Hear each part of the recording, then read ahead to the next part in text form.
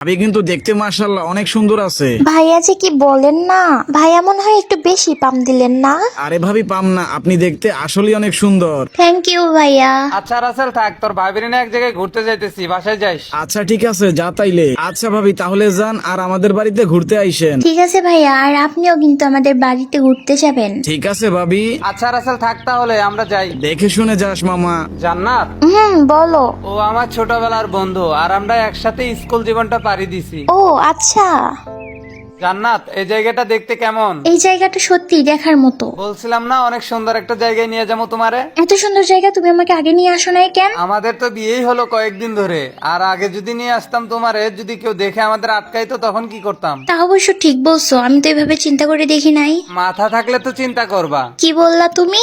আরে মজা না করলাম। আচ্ছা দেখো ওই দিকটা কত সুন্দর। হ্যাঁ সত্যি দেখার মতো, অনেক সুন্দর জায়গা। জান্নাত, সন্ধ্যা হয়ে গেছে, চলো বাড়ির দিকে চলে যাই। অন্য কোনো একদিন তোমার নিয়ে আবার ঘুরতে আসে মনি। আচ্ছা যান, ঠিক আছে।